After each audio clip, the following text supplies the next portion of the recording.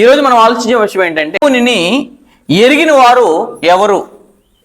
చాలా మందికి నాడు సమాజంలో మాకు దేవుడు తెలుసు, మేము దేవుణ్ణి ఎరిగిన వారము అని చాలా మంది మాట్లాడుతుంటారు.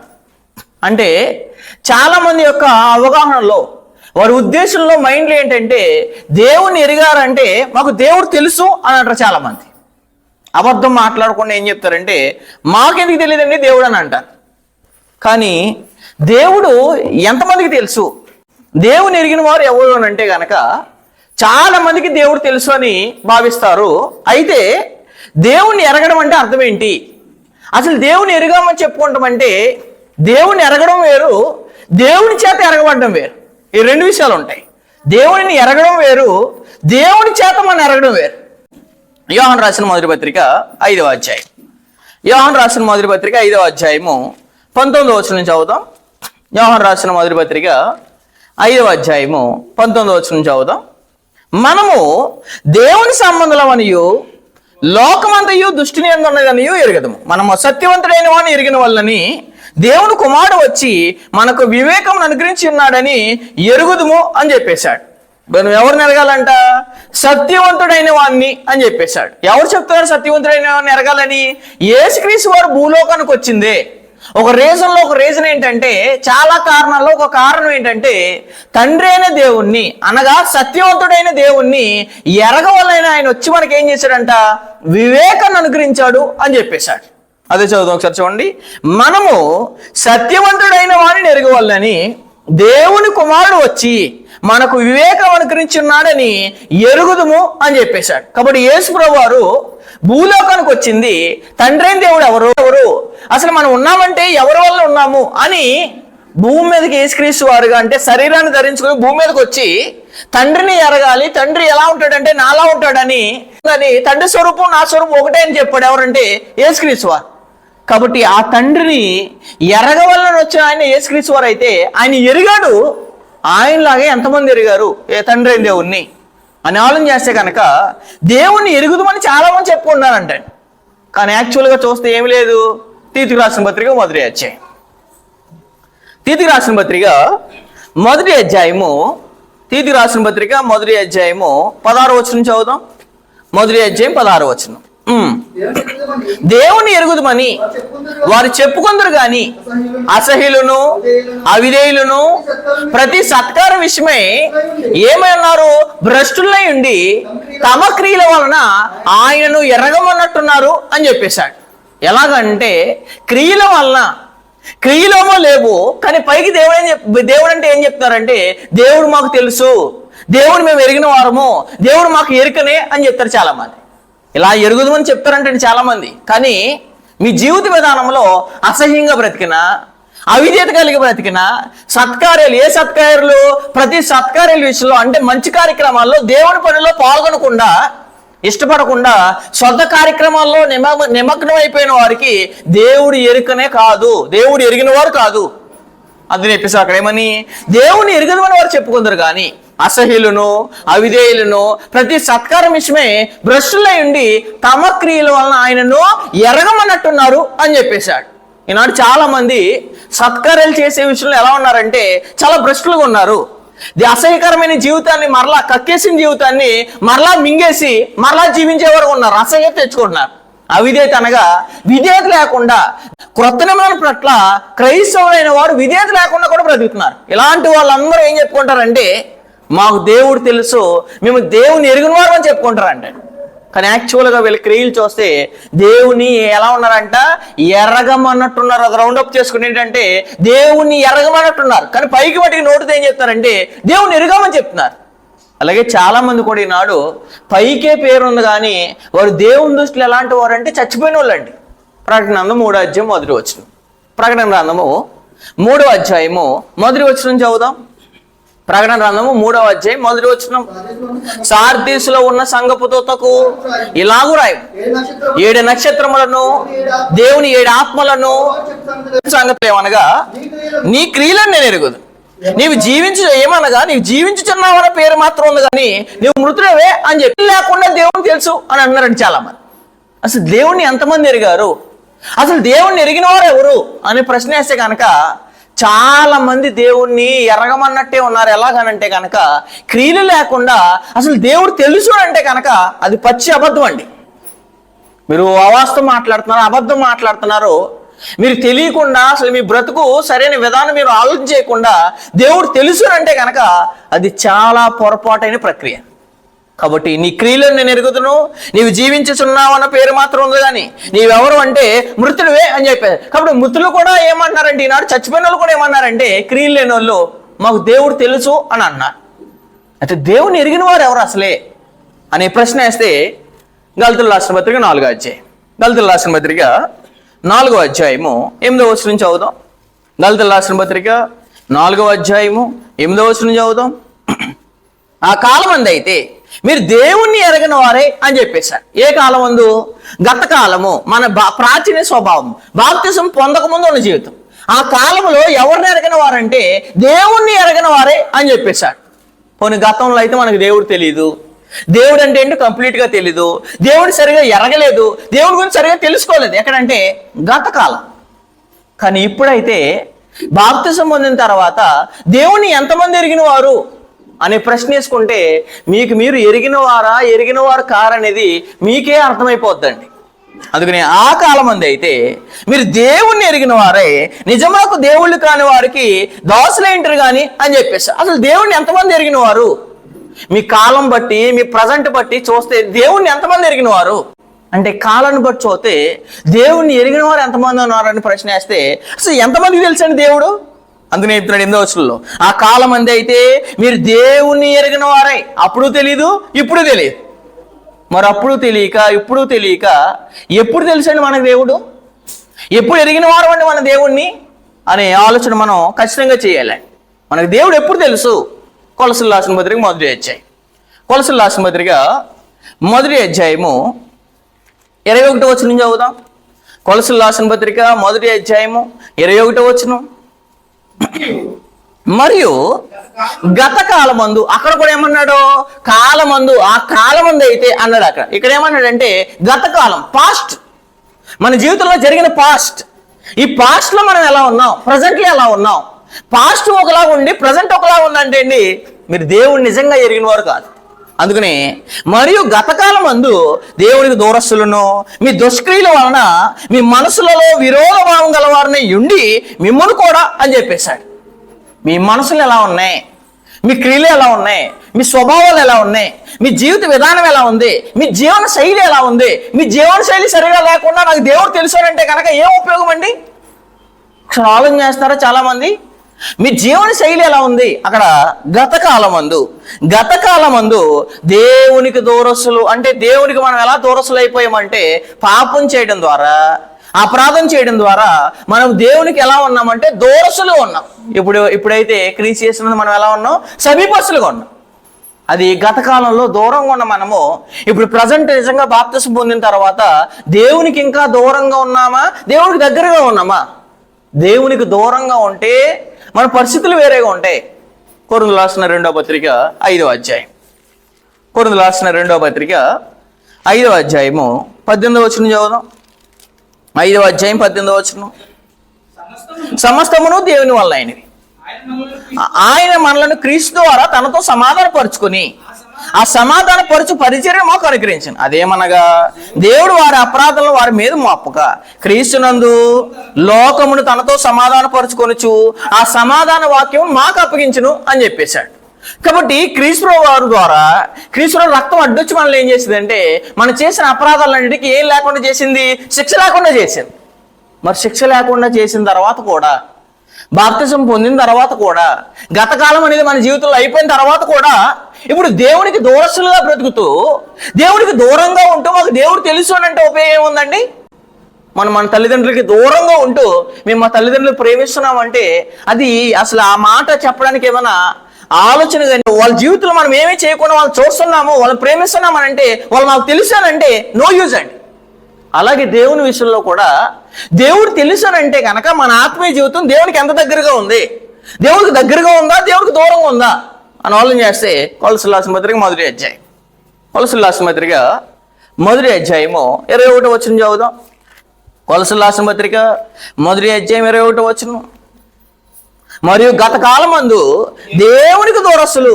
కానీ పైన ఏం చెప్పాడు చూడండి 20వ వచనంలో, సిలువ రక్తం చేత సంధి చేసి. అంటే సిలువ రక్తం ఏం చేసిందంటే ఇద్దరిని కలిపేసిందండి. ఇటు పాపం చేసిన వారిని, ఇటు అతిక్రమలు చేసిన క్రీస్తు రక్తం అంటుకు వచ్చేసి దేవుణ్ణి పాపం చేసిన జనాంగాన్ని ఏం చేసింది? సంధి చేసింది.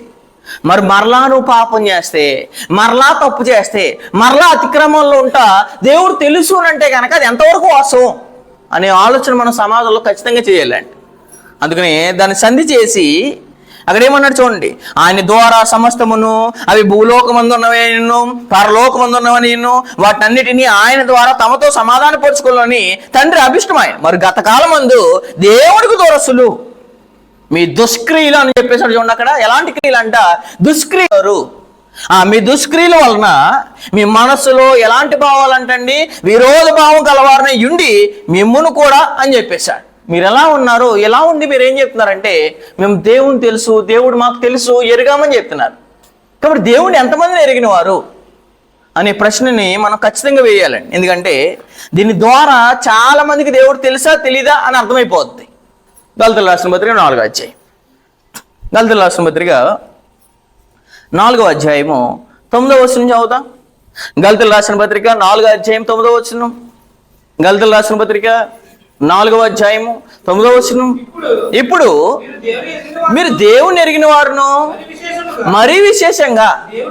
అంటే గత కాలం అయితే దేవుడు తెలియదు, ఇప్పుడైతే మీరు దేవుని ఎరిగిన వారు అన్నాడు. పైన ఎరగని వారు అన్నాడు, కింద ఎరిగిన వారు అన్నాడు చూడండి. అక్కడ 8వ వచనంలో ఎరగిన వారని, 9వ వచనంలో ఏం చెప్తాడంటే ఎరిగిన వారు.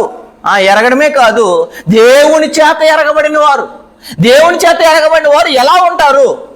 దేవుని ఎరిగిన వారు ఎలా ఉంటారు అని అంటే గనక దుష్క్రియలు అనేవారు చేయరు, తండ్రికి దూరంగా బ్రతకరు, పాపం అనేది వారికి అసహ్యించుకొని బ్రతుకుతారు. ఎందుకంటే తండ్రి తెలిసిన వారు, దేవుడు తెలిసిన వారు మీ జీవితాన్ని బట్టి ఎలా ఉన్నారు అని అంటే కనుక అక్కడే చెప్పేశాడు. ఏమని? 9వ వచనంలో, గలతీయులకు రాసిన పత్రిక 4వ అధ్యాయం 9వ వచనం. ఇప్పుడు మీరు దేవుని ఎరిగిన వారును, మరి విశేషంగా దేవుని చేత ఎరగబడిన వారు ఉన్నారు అని చెప్పేశారు. కాబట్టి దేవుని చేత ఎరగబడిన వారు ఎవరు? దేవుడు మనకు తెలుసా అని అంటే ఎలా తెలుస్తుందని? మనం ఇష్టానుసారంగా బ్రతుకుతూ, ఇష్టానుసారంగా జీవించేస్తూ, ఇంకా పాపంతో సత్సంబంధం లేకుండా, పాపంతో మనకి విడాకులు లేకుండా, పరిత్యాగ పత్రిక లేకుండా, మన పాపంతో బ్రతుకుతూ, ఇష్టానుసారంగా బ్రతుకుతూ దేవుడు మాకు తెలుసు అని అంటే కనుక అసలు దేవుడిని ఎరుగుతున్నాడా? దేవుడు నీకు ఎరికేనా అని అంటే చెప్పేసాడు చూడండి. అక్కడ 8వ వచనంలో, ఆ కాలం మంది అయితే మీరు దేవుని ఎరిగిన వారే, నిజమునకు దేవుళ్ళు కాని వారికి ఏమైంటది? దాసులేంటరు కానీ అని చెప్పేశాడు. కానీ నిజానికి మీరు ఎవరికి దాసులు కారంటే, ఎవరికి దాసులు అన్నారంటే దేవుళ్ళు కాని వారికి అన్నాడు. అంటే నో గాడ్స్ అని చెప్పాడు ఇంగ్లీష్లో. మీరు దేవుళ్ళు కాని వారికి ఏమై ఉన్నారు?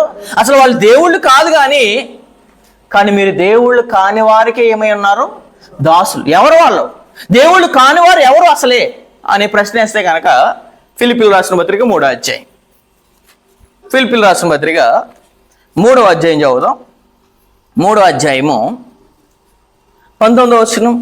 నాశనమే వారి అంతము అని చెప్పేశాడు. ఎవరు అంతము? నాశనమే వారి అంతము అని చెప్పేశాడు. నాశనమే వారి అంతము, వారి కడుపే వారి దేవుడు అని చెప్పేశాడు. కడుపు అంటే ఇక్కడ ఏం మాట్లాడుతున్నాడంటే ఎవరైతే భూసమమైన వాటిని ఎక్కువ ప్రేమిస్తున్నారో, భూసమమైన వాటిని ప్రేమించేవారు దేవుని తెలియని వారు, దేవుడు అంటే ఎరిగిన వారు, దేవుని చేత ఎరగబడిన వారు అనేది ఖచ్చితంగా తెలియాలి. ఎందుకంటే ఇంకా ఎవరైతే భూసమమైన వాటిని ప్రేమిస్తున్నారో, భూసమైన వాటిని మనసు ఉంచుతున్నారో వారికి నిజంగా ఎవరు తెలియదు అంటే దేవుడు తెలియదు. కానీ పైకి ఏం చెప్తారంటే దేవుడు మాకు తెలుసు అని మాట్లాడుతున్నారు. అది చెప్పేసాడు అండి.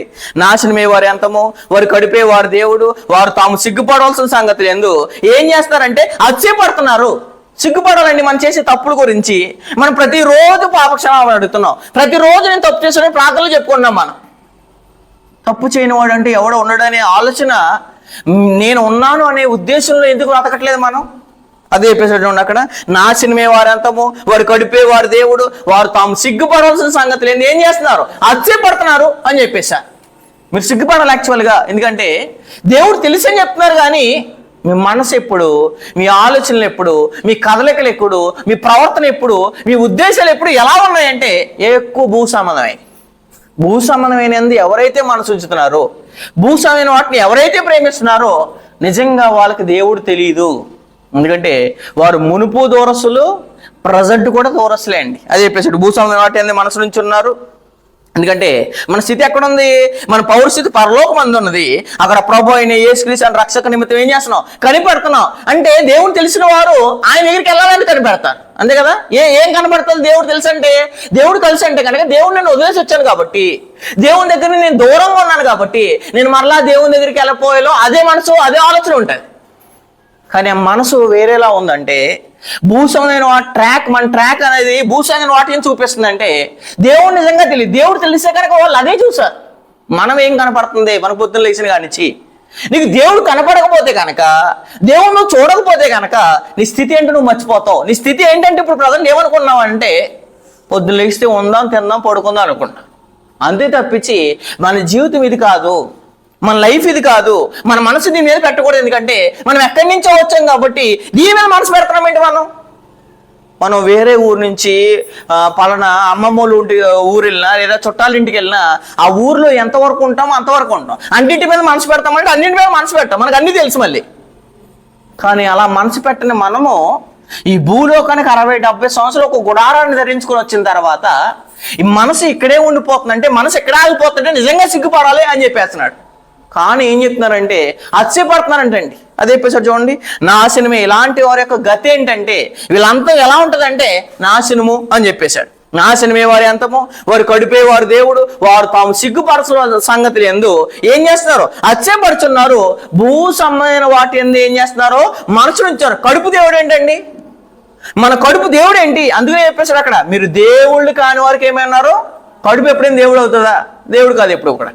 కడుపు దేవుడు కానప్పుడు మీ జీవితాన్ని బట్టి కడుపుని దేవుడిగా చేసి భూసమైన వాటిని ఎక్కువ ప్రేమించడం వలన, అంటే కోటి విద్యలు దేని కొరకు? కూటి కొరకు అన్నప్పుడు మీరు ఎక్కువ దేని ప్రేమిస్తారంటే కడుపునే ప్రేమిస్తారు. అసలు అది దేవుడా అని అంటే అది దేవుడు కానివారు అని చెప్పాడు దేవుడు. దేవుడు కానివారిని దేవుడుగా చేసి ఏం చెప్తున్నారంటే మాకు దేవుడు తెలుసు అని. ఆల్రెడీ దేవుడు వేరు, మళ్ళీ పైకి ఏం చెప్తారంటే దేవుడు మాకు తెలుసు అని మాట్లాడుతాను చాలా మంది. తెస్సలోనికీయులకు రాసిన రెండవ పత్రిక, తెస్సలోనికీయులకు రాసిన రెండవ పత్రిక 2వ అధ్యాయము 4వ వచనం చదువుదాం. తెస్సలోనికీయులకు రాసిన రెండవ పత్రిక 2వ అధ్యాయం 4వ వచనం, ఏది దేవుడు అనబడునో కాబట్టి దేవుళ్ళు కాని వారు దేవుళ్ళు ఎలా అవుతున్నారు? అసలు దేవుడు కాని వారికి నువ్వు ఎలా దాసులుకుంటున్నావు? అసలు నువ్వు నిజంగా దేవుడు కాని వారికి ఎలా దాసులుంటున్నావు? దేవుడిని ఎరిగితే వేరే దేవుడిని ఎత్తి పెట్టుకుంటున్నావు నువ్వు ఈ జీవితం ద్వారా. ఏది దేవుడు అనబడునో, ఏది పూజింపబడునో దాని అంతటిని ఎదిరించచ్చు, దాని అంతటికి పైగా వాడు తను తానే ఎక్కడ కూర్చున్నాడంట? హెచ్చించుకొనుచు. తాను దేవుడినని తను ఏం చేసుకున్నాడంట? అసలు దేవుడా అని అంటే అపోవాది దేవుడు కాదు. కానీ అపోవాది మన జీవితాల ద్వారా ఏం చేస్తున్నాడంటే దేవుడిగా కొలబడుతున్నాడు. నిజంగా నువ్వు యాక్చువల్గా తండ్రి అని దేవుడు తెలుసు అని అన్నా కానీ నీ దేవుడు వేరు. నీ దేవుడు వేరుగా పెట్టుకుని నీకు వేరే దేవుడు తెలుసుండి నువ్వేం చెప్తున్నావు అంటే నాకు దేవుడు తెలుసు అని చెప్తున్నారండి చాలా మంది. అందుకని ఏది దేవుడు అనబడునో, ఏది పూజింపబడునో దాని అంతటిని ఏం చేస్తాడంట? ఎదిరించేస్తున్నాడు అంటండి. ఎలా ఎదిరిస్తున్నాడో అపోవాది ఎదిరించలేడు దేవుడిని. కానీ మన జీవితాల ద్వారా ఏం చేస్తాడంటే అపోవాది ఎదిరించేస్తాడు. ఎందుకంటే మనం దేవుడి మీద ధ్యాస లేకుండా, దేవుడు పూర్తిగా తెలియకుండా, ఎందుకంటే దేవుడు పూర్తిగా తెలియకపోతే ఏమవుతుందో తెలిసే పరిస్థితి. తెస్సలోనికీయులకు రాసిన రెండవ పత్రిక, దేవుడిని ఎరిగిన వారందరికీ ఏముందంటే శిక్ష ఉందండి. మాకు దేవుడు తెలియదు కదా మేమేం పర్లేదు తెలుసుకుందాం కదా అనుకున్నారేమో.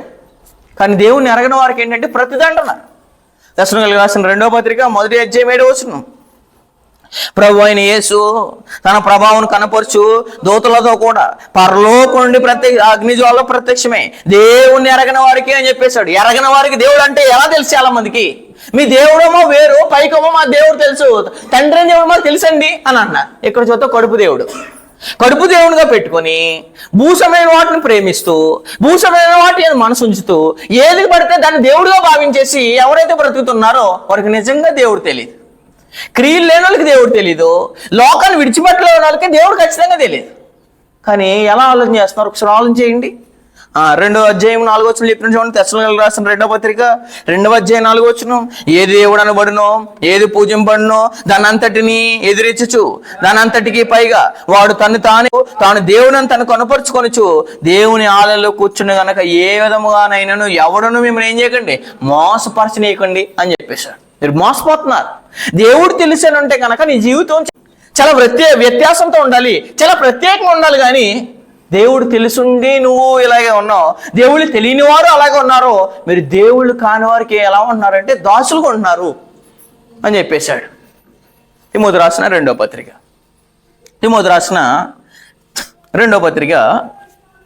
3వ అధ్యాయము 4వ వచనం చదువుదాం. తిమోతి రాసిన రెండో పత్రిక 3వ అధ్యాయం 4వ వచనం.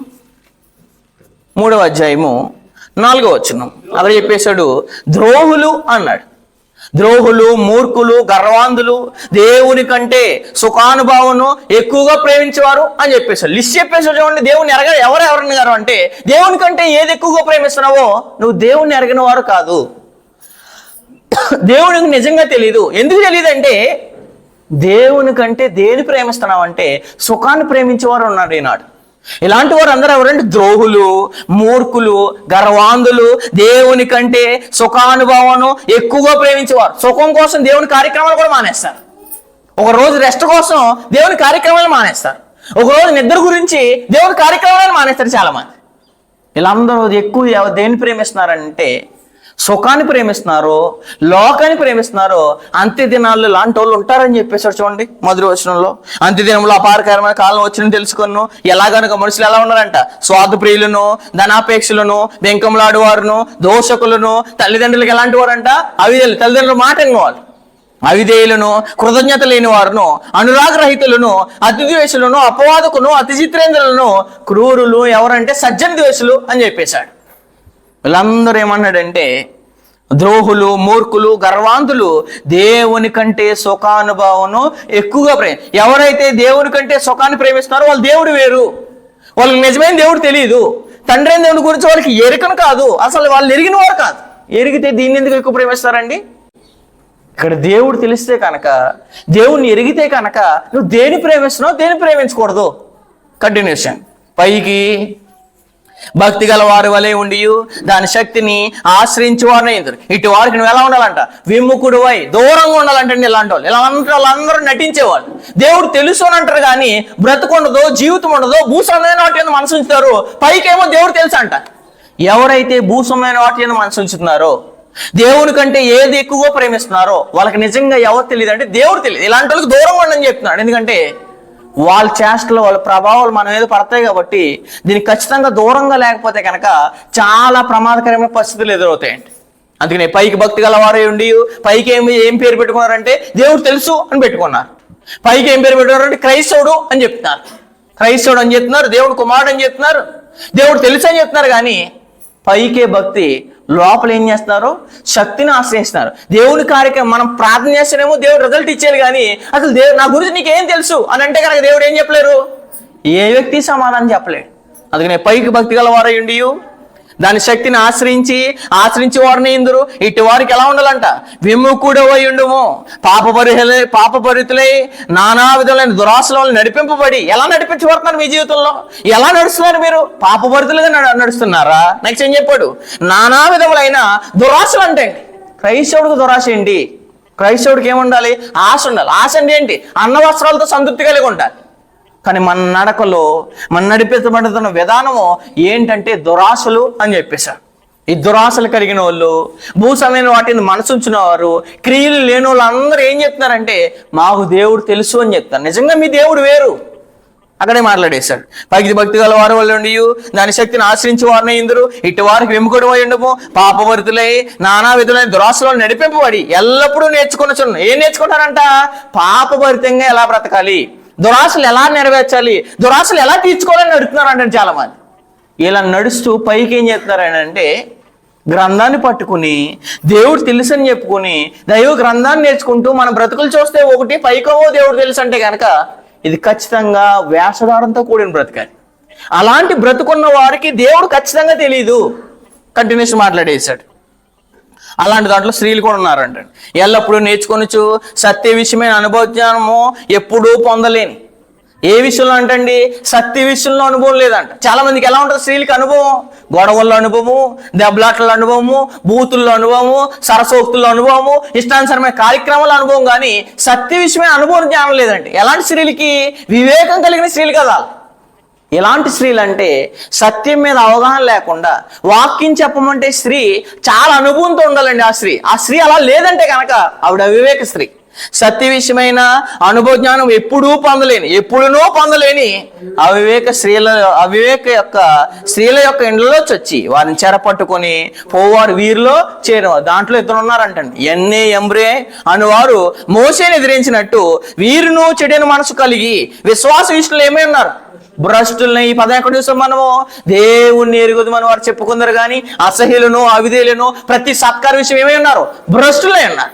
కాబట్టి భ్రష్టులందరూ ఏం చెప్తారంటే దేవుడు మాకు తెలుసు అంటారు. సత్క్రియలు చేయని వారందరూ ఏం చెప్తారంటే మాకు దేవుడు తెలుసు అంటారు. దేవుని వాక్యానికి విధేయత లేని వాళ్ళందరూ ఏం చెప్తారంటే దేవుడు మాకు తెలుసు అని అంటారు. అసహ్యులు చేసిన తప్పునే మరలా రిపీట్ చేస్తూ మాకు దేవుడు తెలుసు అని చెప్పుకునేవారు చాలా మంది ఉన్నారండి. అది నేర్పిస్తాడు. ఎన్నే ఎంబరైన వారు మోషేని ఎదిరించినట్టు వీరును చెడిన మనసు కలిగిన వారే కలిగి విశ్వాస విషయంలో భ్రష్టులే సత్యాన్ని ఏం చేస్తారంట? ఎదిరింతురు అని చెప్పేశాడు. సత్యాన్ని ఏం చేస్తారు? వీళ్ళు ఎదిరించేస్తారు. వీళ్ళకి ఎక్కడ తెలుసు దేవుడు? అందుకోసం మాట్లాడుతున్నాడండి దేవుడు. చదవండి ఒకసారి గలతీయులకు రాసిన పత్రిక 4వ అధ్యాయం. గలతీయులకు రాసిన పత్రిక 4వ అధ్యాయము 8వ వచనం చదువుతాం. గలతీయులకు రాసిన పత్రిక 4వ అధ్యాయం 8వ వచనం. ఆ కాలం మంది అయితే మీరు దేవుని ఎరిగిన వారై నిజమునకు దేవుళ్ళు కాని వారికి దాసులేంటారు కానీ ఇప్పుడు మీరు దేవుణ్ణి ఎరిగిన వారు. ఈ పదం మనం చెప్పొచ్చా? ఇప్పటికీ కూడా మీరు దేవుణ్ణి ఎరిగిన వారు అన్నాడు. అక్కడ దేవుణ్ణి ఎరిగిన వారును కంటిన్యూస్ మాట్లాడుతూ దేవుని చేత ఎరగబడిన వారు అన్నాడు. నిజంగా మనం దేవుని ఎరిగిన వారమా? ఎవరికొరు ఒకసారి పరిశీలించుకోండి. ఎవరికొరు ఒకసారి ప్రశ్న వేసుకోండి. మేము దేవుని ఎరిగిన వారమా? అసలు నేను దేవుని ఎరిగిన వాడినా? దేవుని చేత ఎరగబడిన వాడినా? అసలు నేను దేవునికి తెలుసా? మన దేవుని తెలియాలంటే గనక మన జీవిత విధానాల్లో లోకానికి మనకి వ్యత్యాసం లేకుండా ఉంటున్నాయంటే గనక మనం దేవుని చేత ఎరగబడిన వారం కావు. దేవుని చేత ఎరిగిన వారు దేవునితో ఏం పెట్టుకోరు? శత్రుత్వం పెట్టుకోరు. యాకోబు రాసిన పత్రిక 4వ అధ్యాయము 4వ వచనం చదువుదాం. యాకోబు రాసిన పత్రిక 4వ అధ్యాయము 4వ వచనం. యాకోబు రాసిన పత్రిక 4వ అధ్యాయం 4వ వచనం. వ్యభిచారులారా ఈ లోక స్నేహము దేవునితో వైరమని మీరు ఎరుగరా అని చెప్పేసారు. వ్యభిచారులు అంటే ఎవరి గురించి మాట్లాడుతున్నాడు? లోకాన్ని ప్రేమించేవారితో. లోకాన్ని ప్రేమించేవాడు ఎవరు శత్రువు? దేవుడు శత్రువు. భూసమైన వాటిని ప్రేమించేవాడు ఎవరు శత్రువు? దేవుడు శత్రువు. ఇలాంటి ప్రేమిస్తూ ఏమన్నారంటే దేవుడు తెలుసు అంటున్నారండి చాలా మంది. నిజంగా దేవుడు మనకు శత్రువు అయితే దేవునితో యుద్ధం చేసే మనగాడు ఎవరో లేరు ప్రపంచంలో. దేవునితో యుద్ధం చేసి గెలిచే మనగాడు ఎవరు లేనప్పుడు దేవునితో మనం సమాధాన పడవలసింది మానేసి దేవునితో శత్రుత్వం తీసుకోవడం మానేసి మనం ఏం చేస్తున్నాం అంటే ఇంకా లోకానుసారంగా బ్రతుకుతూ లోక స్నేహాన్ని ప్రేమిస్తూ మేమేం తెలుసు అంటే మాకు దేవుడు తెలుసు అని అంటున్నారని చాలా మంది. అందుకని వ్యభిచారులారా ఈ లోక స్నేహము దేవునితో ఎలాంటిది అండి? వైరం. దేవునికి మనకు దూరం వచ్చేస్తుంది ఎప్పుడు? లోక స్నేహం వచ్చినప్పుడు, లోకాన్ని ప్రేమించినప్పుడు, భూ సంబంధించిన వాటి మనసు నుంచినప్పుడు దేవుడు మనం ఏమైపోతున్నాం అంటే దూరం అయిపోతున్నావు. దేవుడే నీకు శత్రువు అయితే కనుక నువ్వు స్వతంత్రుడు కాలేవు. దేవుడు ఒక్కసారి నిన్ను భూమిలో నిలబడితే కనుక ఆయన వేసే ప్రశ్నలకు ఒకటిదానికి కూడా సమాధానం చెప్పలేము మనం. అలాంటి పరిస్థితుల్లోకి మనం జారకూడదంటే మనం అసలు భూస్వామి మనసు లేకుండా బ్రతకాలి. అదే చెప్పేసి చూడండి అక్కడ, దేవునితో వైరమని మీరే కదా. కాబట్టి ఎవడు, ప్రతి ఒక్కరు ఆలోచన చేసుకోవాలి, ఎవడు ఈ లోకంతో స్నేహం చేయకూడను వాడికి ఏమవుతాడు? శత్రువు అవుతాడు. మరి శత్రువు ప్రార్థన చేస్తే దేవుడు ఎందుకు అంగీకరిస్తాడు? మీ ప్రార్థనలకు ఎందుకు రిజల్ట్ రావాలి? భూసమైన వాడు దేవుడికి ప్రార్థన చేస్తే దేవుడు ఎందుకు రిప్లై ఇవ్వాలి? అసలు దేవునితో శత్రుత్వం పెట్టుకొని దేవునికి శత్రుత్వమైన కార్యక్రమాలు చేస్తూ ఆ జీవితాలు బ్రతుకుతూ మాకు దేవుడు తెలుసు అని అంటే అది ఎంత మోసకరమో ఒకసారి ఆలోచించండి. ప్రపంచం నమ్మేస్తుంది దేవుడు తెలుసు అని అంటే. క్రైస్తవులందరికీ ఎవరు తెలుసు అంటే దేవుడు తెలుసు అంటే ప్రపంచం నమ్మేస్తుంది. లోకల్ ఉన్న వాళ్ళందరూ అన్యులందరూ నమ్మేస్తారు. కానీ దేవుని దృష్టిలో దేవుడిని ఎరిగిన వారు ఎంతమంది? దేవుని చేత ఎరగబడిన వారు ఎంతమంది? దేవుణ్ణి ఎరిగిన వారితో కనుక దేవునికి మీకేం పెట్టుకోరు? శత్రుత్వం పెట్టుకో. నేను ఏమన్నా ఏం చేశానని అంటే నువ్వు లోక స్నేహాన్ని ఎప్పుడైతే చేసావో, భూసమైన వాటిని ఎప్పుడైతే ప్రేమిస్తున్నావో నీకు ఆయనకి ఏముందంటే శత్రుత్వం. దేవుడు నీ మీద పగ తీర్చుకుంటాడు. దేవుడికి కోపం నీ మీద ఎప్పుడు వస్తుందంటే దేవుడికి ఇష్టం కాని పని ఎప్పుడైతే చేస్తున్నావు. మనం రోజు అదే చేస్తున్నాం. గుర్తుపెట్టుకుంటారు ఎప్పుడైనా? రోజు ఇదే చేస్తూ మనకు దేవుడు తెలుసు అని చెప్పుకుంటున్నాం. మనం ఈ కార్యక్రమాలు చేస్తూ దేవునితో శత్రుత్వం కొనసాగేవారు ఎంతకాలం బ్రతకగలరు, ఎంతకాలం జీవించగలరు అని ఒకసారి ఆలోచన చేయండి. దేవుడు ఎంతమందికి తెలుసు, దేవుని చేత ఎంతమంది ఎరిగిన వారు అనే ప్రశ్న వేస్తే యోధ రాసిన పత్రిక 4వ వచనం. యోధ రాసిన పత్రిక 1వ అధ్యాయం 4వ వచనం. ఏలనగా కొందరు రహస్యంగా చొరబడి ఉన్నారు, వారు భక్తిహీనులై అని చెప్పేశాడు. భక్తి ఉంటుందండి చాలా మందికి. అది ఎలా ఉంటుందండి? హీనతగా ఉంటుందండి. కాబట్టి భక్తి విషయంలో ఎలా ఉంటారంటే భక్తి పరిపూర్ణంగా ఉండదు.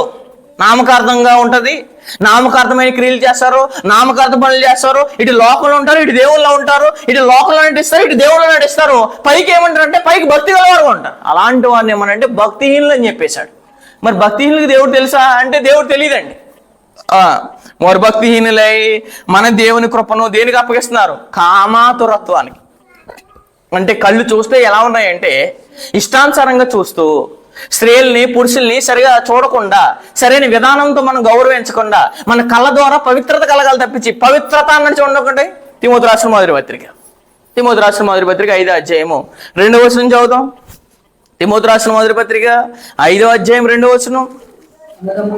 అన్నదమ్ములని, యవ్వనులను, తల్లులని.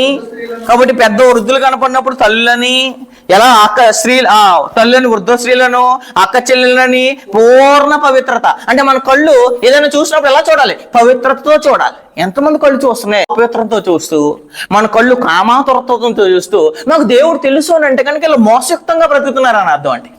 ఎందుకంటే ఇలాంటి వాళ్ళందరికీ దేవుడు తెలియదు. నీ కళ్ళు ఎలా కనపడుతున్నాయి? నీ కళ్ళు ఎవరిని చూసినా ఎలా కనపడాలంటే పూర్ణ పవిత్రత. చూడండి, పూర్ణ పవిత్రత అంటే 100% ఎలా కనపడాలంటే ఏ ఉద్దేశంలో తప్పుగా కనపడకూడదు. ఇలా కనపడిన వారికి మాత్రమే దేవుడు తెలుసు. ఇలా కనపడే వారికి ఎవరు తెలియదండి? దేవుడు తెలియదండి. అందుకని పూర్ణ పవిత్రతతో యవ్వన స్త్రీలను హెచ్చరించము. యవ్వన స్త్రీలు చూస్తున్నారా? యవ్వన స్త్రీలు ఎలా కనపడుతున్నారు మీకు? పెళ్ళైన పురుషులు చూస్తున్నారా? పెళ్ళైన స్త్రీలు మీకు ఎలా కనపడుతున్నారు మీకు అని అంటే గనక మీ కళ్ళల్లో పూర్ణ పవిత్రత. అంటే మీ చూపులు ఎలా ఉండాలంటే పవిత్రత దాగి ఉండాలి.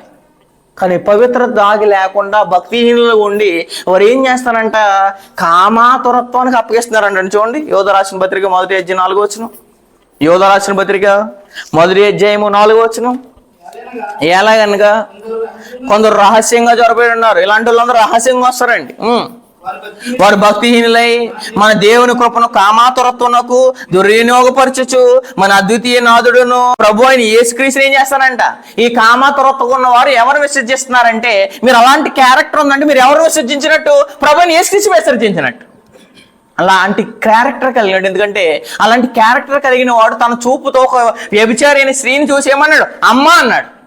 ఇప్పుడు అమ్మ అనలేరు వీళ్ళు. అని అంటే మన కళ్ళు ఎలా చూస్తున్నాయి? ఈ కామాతురత ఎలా ఉంది? అద్వితీయ నాథుడును ప్రభు అయిన యేసుక్రీస్తును విసర్జించి ఉన్నారు. ఈ తీర్పు పొందుటకు వారు పూర్వమంది ఏం చేయబడి ఉన్నారు? సూచించి ఉన్నారు అని చెప్పేశాడు. కాబట్టి దేవుడు తెలిస్తే కనుక, దేవుని చేత ఎరగబడితే కనుక నీ జీవిత విధానం, నీ జీవన శైలి వేరుగా ఉండాలి. లేకపోతే కనుక నీకు దేవుడు ఖచ్చితంగా తెలియదు. చదువుదాం ఒకసారి. తెస్సలోనికీయులకు రాసిన మొదటి పత్రిక 4వ అధ్యాయము 4వ వచనం చదువుదాం. తెస్సలోనికీయులకు రాసిన మొదటి పత్రిక 4వ అధ్యాయం 4వ వచనం. 4వ అధ్యాయము 4వ వచనం. అసలు దేవుని ఎరిగిన వారు ఎలా ఉన్నారు? దేవుని ఎరగని వారు ఎలా ఉన్నారు? మీలో ప్రతివాడును అండర్లైన్ చేసుకోండి, దేవుని ఎరగని వారు ఎవరంటే అన్ని జనులు. కానీ ఈనాడు దేవుని ఎరగని వారు ఎవరంటే క్రైస్తవులు. దేవుని ఎరగని వారు దేవుడు ఎవరి గురించి చెప్తున్నాడంటే అన్ని జనుల గురించి చెప్తున్నాడు, కానీ క్రైస్తవుల గురించి చెప్పట్లేదు.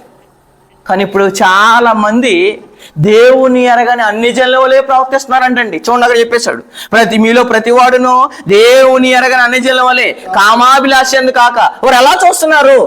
వారు ఎలా ఉంటున్నారు? వారి అభిలాష ఏంటి? వారి ఉద్దేశాలు ఏంటి? వారు కామాభిలాష ఎందుకు కాక పరిశుద్ధత ఎందును ఘనత ఎందును. అంటే మన బాడీ పవిత్రంగా ఉందా? మన ఆత్మ పవిత్రంగా ఉందా? అందుకని ఘటం అని చెప్పి చూడండి, పరిశుద్ధత ఎందును ఘనత ఎందును తన ఘటమును ఎట్లు కాపాడుకునే వాళ్ళను అది ఎరిగిండుటే దేవుని చిత్తము. అంటే ఎరిగిన వారు ఎలా ఉంటారంటే శరీరం అందును ఆత్మ ఎందును ఎలా ఉంటారు? పవిత్రాలుగా ఉంటారు. శరీరంలో పవిత్రత లేకుండా, ఆత్మలో పవిత్రత లేకుండా అసలు అపవిత్రంగా బ్రతుకుతూ పైకి దేవుడు తెలుసు అంటే అది మోసం అండి. మిమ్మల్ని మీరు మోసం చేసుకుంటున్నారు. మీరు వినివారు మాత్రమే ఉండి మిమ్మల్ని మీరు ఏం చేసుకున్నారంటే మోసం చేసుకున్నారు. మీరు ఎలాంటి వారు మోసం చేసుకున్నారంటే మీలో ప్రతివాడును దేవుని ఎరగని అన్ని జనుల వలె కామాభిలాష అంత కాక పరిశుద్ధత ఎందును తన ఘటం ఎలా ఉందంటే శరీరం బాడీ సరిగా లేకపోతే దేవుడు ఉపయోగించుకోడు. నీ శరీరాల్ని సజీవంగా అప్పగించాలంటే పాత్ర సరిగ్గా లేకపోతే వినియోగించుకుంటామంటే మనం వాడుకోం. అలాంటిది మన బాడీ అంతా కామాతురత్తుండి దేవుని అన్ని జనులు ఎలా అయితే బ్రతుకుతున్నారో అలాగే మనం ఉంటూ దేవుడు మనల్ని ఎలా వాడుకుంటాడండి? తన ఘటమును ఎట్లు కాపాడుకునే వాళ్ళను అది ఎరిగి ఉండటియే. అంటే దేవుని ఎరిగామంటే నువ్వేం చేసుకుంటావు? ప్రతిరోజు బాడీ ఎలా ఉంది? నా శరీరం పవిత్రంగా ఉందా? నా ఆత్మ పవిత్రంగా ఉందా? నా శరీరము నా ఆత్మ ఎప్పుడైతే అపవిత్రమైందో అప్పుడు నాకు ఎవరు తెలియదంటే దేవుడు తెలియదు. దేవుడు తెలియదు అని అంటే కనుక మాటలతో కాదండి, మన జీవిత విధానాన్ని బట్టి దేవుడు ఖచ్చితంగా మనకు తెలియదు. ఎప్పుడు తెలియదు అంటే శరీరాన్ని పవిత్రతో కాపాడుకోలేని వారు, ఆత్మని పవిత్రతో కాపాడుకోలేని వారికి దేవుడు ఖచ్చితంగా తెలీదు అని చెప్పేస్తున్నాడు దేవుడు. ఎలా ఉన్నారండి అసలు? రోమపత్రిక మొదటి అధ్యాయం, రోమపత్రిక మొదటి అధ్యాయము 28వ వచనం చదువుదాం. రోమపత్రిక మొదటి అధ్యాయం 28వ వచనం. రోమపత్రిక మొదటి అధ్యాయం 28వ వచనం. మరియు కాబట్టి ఆనాడు అన్ని ఎలా ఉన్నారంట? దేవునికి మనసులోనే చోట్లేదంట. నిజంగా మీ మనసులో ఎవరికి చోటు ఉంది? నా మనసులో ఈ అమ్మాయి ఉందండి, నా మనసులో ఈ అబ్బాయి ఉన్నాడండి, నా మనసులో మా అమ్మ ఉందండి, నా మనసులో మా నాన్న ఉన్నాడని చెప్తారు. కానీ అసలు మీ మనసులో ఎప్పుడు దేవుడు ఉన్నాడా? దేవుని తలంపుతో ఉన్నారా? దేవుని ఉద్దేశాలతో బ్రతుకుతున్నారా? అసలు మన తలంపులో మన మనసులో ఎప్పుడు ఉండవలసింది ఎవరంటే దేవుడు. కానీ మన మనసులో దేవునికే మనం ఏమివ్వట్లేదంటే చోటు ఇవ్వట్లేదంటే. నైనా ఈ హృదయం అంతా నీది, ఈ శరీరం అంతా నీది కాబట్టి నీకు నేను నా జీవితంలో ప్రతి దానికి ముఖ్య పాత్ర ఎవరికి ఇస్తానంటే నీకేస్తాననే చెట్టు మన మనసులో దేవుడు ఉండాలండి. ఆనాడు దేవుణ్ణి మనసులో పెట్టుకోలేని వారు దేవుడికి ఎలా తెలుసు అని అంటే 28వ వచనంలో చెప్పేశాడు. మరియు వారు తమ మనసులో దేవునికి చోటినలో నొల్లకపోయారు గనుక చేయరానికి. అలాంటి దేవుడు మన హృదయంలో ఉంటే కనుక తప్పు చేయాలన్న ఆలోచన కూడా ఎప్పుడు కూడా మనకి ఉండదు. ఎందుకంటే దేవుడు నన్ను పరిశీలిస్తున్నాడు, దేవుడు నన్ను చూస్తున్నాడు, దేవుడు నన్ను అబ్జర్వ్ చేస్తున్నాడు, నా మాట తెలుసు, నా నడక తెలుసు, ప్రతిదీ నన్ను ఎరిగిన వాడు. కాబట్టి నాకు దేవుడు పూర్తిగా తెలిస్తే కనుక, దేవుడు నేను ఎరిగితే కనుక, దేవుడు నా మనసులో ఉంటే కనుక ఎలాగుంటారంటండి? చేయరాని కార్యములు చేయరంట. అదేంటండి బాప్తిజం తీసుకుని ఇలాంటి కార్యక్రమాలు చేశారు మీరు అంటే కనుక, చేయరాని కార్యక్రమాలు చేస్తున్నాడంటే తమ జీవితంలో తమ మనసులో ఎవరికి చోట్లేని కనుక చేశాడు, దేవునికి చోట్లేదు కనుక ఇలాంటి కార్యక్రమాలు చేశాడు. ఏంటండి ఎంత నీచి కార్యక్రమాలు చేశారండి మీరు? స్త్రీగా ఉండి పురుషుడిగా ఉండి మీరు ఎంత నీచి కార్యక్రమాలు చేశారండి ఎవరైనా అంటే కనుక మీ జీవితంలో ఎప్పుడు మీరు ఎవరికి చోటు ఇవ్వట్లేదు అంటే దేవుని మనసులో చోటు ఇవ్వట్లేదు. అందుకనే వారు చేయరాని కార్యాలు చేయుటకు దేవుడు భ్రష్ట మనసునకు వారిని అప్పగించెను అని చెప్పేశాడు. మీరు చేయరాని పనులు ప్రతిరోజు చేస్తున్నారంటే కనుక మీ మనసులో ఎవరు లేరంటే దేవుడు లేడు. దేవుడు ఉంటే కనుక మీరు ఏ కార్యక్రమాలు చేయరు? చేయరాని కార్యక్రమాలు ఖచ్చితంగా చేయరు. చేస్తున్నారంటే కనుక మీ మనసులో ఎవరు చోట్లేదంటే లోకానికి చోటు ఉంది, లోకంలో ఉన్న వారికి చోటు ఉంది, లేదా లోకంలో ప్రేమించిన అమ్మాయికి చోటు ఉంది, లోకంలో ప్రేమించిన అబ్బాయికి చోటు ఉంది. కానీ మన మనసు ఇచ్చిన, మన హృదయం ఇచ్చిన దేవునికే ఏం లేదంటే చోటు లేదండి. దేవునికి చోటు ఇవ్వకుండా బ్రతుకుతూ దేవుడు తెలుసు అని చెప్తారంటండి చాలా మంది. ఇలాంటి వాళ్ళే. కొరింథీయులకు రాసిన మొదటి పత్రిక 15వ అధ్యాయం. కొరింథీయులకు రాసిన మొదటి పత్రిక 15వ అధ్యాయము 34వ వచనం చదువుదాం. కొరింథీయులకు రాసిన మొదటి పత్రిక 15వ అధ్యాయం 34వ వచనం. 15వ అధ్యాయము 34వ వచనం చదువుదాం. నీతి ప్రవర్తన గలవారే అంటే ప్రవర్తన ఎలా ఉండాలి? నీతిగా ఉండాలి. ప్రత్యేకత లేనోడు అందరితో కలిసి ముసుగులో బ్రతికే వాడికి దేవుడు తెలీదు. చాలా ఆయన మనం పక్కన పెడితే డిఫరెంట్ గా కనపడాలి. క్లీన్ వాటర్ కి అన్క్లీన్ వాటర్ ని పక్కన పెడితే ఏం తెలుస్తుంది? మురికి వాటర్ ని ప్యూరిటీ వాటర్ పక్కన పెడితే రెండింటికి తేడా తెలుస్తుంది. మరి క్రైస్తవుల్ని లోకస్తులు పక్కన పెడితే కనుక ఇద్దరు ఒకేలా ఉన్నారంటే కనుక నిజంగా దేవుడు తెలియదు నీకు. అందుకని నీతి ప్రవర్తన గలవారే మేల్కొని పాపం చేయగలి. దేవుడు ఎవరికైతే తెలుసో వాడు పాపం చేయడు. దేవుడు ఎవరైతే తెలియదో వాడు పాపం చేస్తాడు ప్రతిరోజు. అందుకని నీతి ప్రవర్తన గల మేల్కొని పాపం చేయకుడి. దేవుని గురించిన జ్ఞానం కొందరికి లేదు, మీకు సిగ్గు కలిగి ఇట్లు చెప్తున్నాను. నిజంగా మీ దేవుడు తెలిసే కనుక మీరేం చేయరంట? నీతి ప్రవర్తన గలవారే మేల్కొని ఏం చేయరు? పాపం చేయరు. పాపం చేసేటప్పుడు మనం ఏం పడతామని తెలుసు అంటే పాపం చేసేసిన తర్వాత అయ్యో తప్పు చేసామని బాధపడతాం. మనం అసలు చేయడం ఎందుకు, బాధపడడం ఎందుకు? అసలు చేసే కార్యక్రమం ఎందుకు ఇస్తున్నాం మనం? మన బాడీకి, మన శరీరానికి అలాంటి ఆలోచన ఎందుకు ఇస్తున్నాం మనం? దేవుడు తెలుసునే వారు ఎలా ఉంటారో నీతి ప్రవర్తన గలవారే మేల్కొని. అంటే పాపం ఎటు పొంచి వస్తుందో, పాపం ఎలా వస్తుందో, నువ్వు ఒంటరిగా ఉన్నప్పుడు వస్తుందా, సమాజంలో ఉన్నప్పుడు వస్తుందా, నువ్వు అసలు ఏ విషయాల్లో నువ్వు తప్పు చేయగలవో పాపం నీ బాడీలోకి ఎంట్రన్స్ అయ్యే ముందే మేల్కోవాలి నువ్వు. అందుకని మేల్కొని పాపం చేయకూడి. ఈ జ్ఞానం ఎవరికి లేదంటండి? దేవుని గూర్చిన జ్ఞానం కొందరికి లేదు, మీకు సిగ్గు కలగడానికి ఇట్లా చెప్తున్నాను. మీకు సిగ్గు రావాలండి. ఎందుకంటే దేవుడు తెలుసుండని చెప్తున్నారు కానీ ప్రతిరోజు పాపం చెప్తున్నారు. ప్రతిరోజు సాయంత్రం అయిపోయినండి, సాయంత్రం ప్రార్థనలు వచ్చి ప్రతి ఒక్కరు చెప్తారు ఈరోజు నేను చేసిన పాపాలన్నీ క్షమించండి. అది ప్రతిరోజు జరుగుతుంది కానీ ఏ రోజైనా ఒక్కరోజైనా స్టాప్ జరిగిందా? ఏ రోజైనా ఈరోజు నేను పవిత్రంగా బ్రతికాను, నిష్కలంకంగా బ్రతికాను, నిందారహితంగా నేను బ్రతికాను, దేవుడు నేను తెలిసిన వాడుగా బ్రతికానని ఏ ఒక్కరు తమ జీవితాలను బట్టి ఉందో లేదో ఒకసారి ఆలోచించండి దయచేసి. ఎందుకంటే దేవుడు తెలుసునంటే కనుక ప్రవర్తన నీతిగా ఉంటుంది. ప్రవర్తన పాడైపోయిందంటే, ప్రవర్తన లోకంతో కలిసిపోతుందంటే నిజంగా దేవుడు తెలియదండి మనకి. కొరింథీయులకు రాసిన రెండో పత్రిక 6వ అధ్యాయము 14వ వచనం చదువుదాం. కొరింథీయులకు రాసిన 2వ పత్రిక 6వ అధ్యాయం 14వ వచనం. మీరు అవిశ్వాసులతో జోడుగా, మీరు అంతకుముందు ఎవరు? అవిశ్వాసులే. అవిశ్వాసులు ఏమయ్యారు? ఇప్పుడు విశ్వాసులు అయ్యారు. మరి విశ్వాసులు అయిన తర్వాత అవిశ్వాసులతో సాంగత్యం ఏంటి మీకు? మీరు ఆల్రెడీ లోకంలో నుండి ఎక్కడికి వచ్చారు? వెలుగులోనికి వచ్చారు. చీకట్లో నుండి వెలుగులోనికి వచ్చినప్పుడు, అంధకారమైన చీకట్లోంచి వెలుగులోకి వచ్చిన తర్వాత నువ్వు విశ్వాసం అయిన తర్వాత మళ్ళీ అవిశ్వాసంతో పాడెక్కడది నీకు? అవిశ్వాసంతో నీకు సంబంధం ఏంటి? నువ్వు ఏదైతే తప్పులు వదిలేసావో మళ్ళీ అదే తప్పుతో నీకు సాంగత్యం ఏంటి? అందుకని మీరు అవిశ్వాసులతో జోడుగా ఉండకండి. నీతికి దుర్నీతితో ఏమి సంబంధం, ఏం సాంగత్యము? వెలుగునకు చీకటితో ఏం పొత్తు? వెలుగుంటే చీకటి ఉండదు. మీరు ఎప్పుడైనా అబ్జర్వ్ చేశారు లేదు? పగలంతా వెలుగున్నప్పుడు ఏమి రాదు? చీకటి రాదు. మరి నీలో వెలుగున్నప్పుడు ఇంకా ఏయో తప్పులు చేస్తున్నావు అంటే, ఇంకా బలహీనత నీలో ఉన్నాయంటే నీలోకి ఏం రాలేదు? వెలుగు కంప్లీట్గా రాలేదు. వెలుగు కంప్లీట్గా లేనివాడు మాత్రమే పాపం చేస్తాడు. అలా పాపం చేసిన వారు మాత్రమే ఎవరంటే దేవుణ్ణి ఎరగని వారండి, దేవుని చేత ఎరగబడిన వారు. చీకటితో ఏం పొత్తు? క్రీస్తునకు బెలియాలతో ఏం సంబంధము? విశ్వాసికి పాలెక్కడిది? అంతకుముందు మనం అవిశ్వాసులమే అని ఇప్పుడు విశ్వాసులు అయ్యాము. విశ్వాసులు అయిన తర్వాత అవిశ్వాసంతో మన సంబంధం ఏంటి? ఆలయమునకు విగ్రహాలతో ఏం పొందిక? మనం జీవం గల దేవుని ఆలయం అన్నాం. మనం అంటే మనం చెప్తున్నాడు. సంఘం ఎవరు ఆలయం అన్నాం? దేవుని ఆలయం. మరి దేవుని ఆలయాన్ని పాడు చేసేవారు నాడు యేసుక్రీస్తు బాధపడ్డారు. మరి నాడు ప్రతిరోజు దేవుని ఆలయాన్ని అంటే మన శరీరాన్ని ఎవడైతే పాడు చేస్తున్నాడో వాళ్ళు పాడు చేస్తారండి దేవుడు. అందుకని దేవుని ఆలయం అయ్యున్నాము. అందుకు దేవుడు ఇలా చర్చిస్తున్నాడు, నేను వారిలో నివసించి సంచరించడం అంటే అర్థం ఏంటి? నీవు ఊర్లన్నీ సంచరించడం అంటే అర్థం ఏంటి? తిరగడం అండి. అలాగే దేవుడు కూడా మన హృదయంలో ప్రతి పార్ట్ ఎలా ఉందో దేవుడు తిరగాలంటే కనుక, దేవుడు సంచరించాలంటే కనుక మన బాడీ ఎలా ఉందో, మన దేహం ఎలా ఉందో ఒకసారి చూసుకోండి. ఒక బ్యాడ్ స్మెల్ ఉన్న దగ్గర మనం ఉండలేము. ఒక మురుకున్న చోటనే మనం కొద్దిసేపు నిలబడకపోతే కనుక బైబిల్ తెలుసు అని చెప్తున్నాము, నిబంధన తెలుసు అని చెప్తున్నాము, వాక్యం తెలుసు అని చెప్తున్నాము, దేవుడు తెలుసు అని చెప్తున్నాం. కానీ నిజంగా మన బాడీలోకి రావాలంటేనే కానీ, మన బాడీని పరిశీలించాలంటే కానీ దేవుడు అసహించుకునేలా ఉంటే కనుక దేవుడు ఎంతమందికి తెలుసు? అందుకనే నేను వారిలో నివసించి సంచరింతును. నివసిస్తానంటే దేవుడు ఉండాలనుకుంటాడండి. ఉండాలనుకున్నప్పుడు మన బాడీ ఎలా ఉందో ఒకసారి ఆలోచించండి ప్రతి ఒక్కరు. నేను వారి దేవుణ్ణి అయ్యుందును, వారు నా ప్రజలయ్యుందురు, కావున మీరు వారి మధ్య నుండి బయలువెడలి ప్రత్యేకంగా ఎవరైతే లేరో వారు దేవుని ఎరగని వారు. అది ఖచ్చితంగా గుర్తుపెట్టేసుకోండి.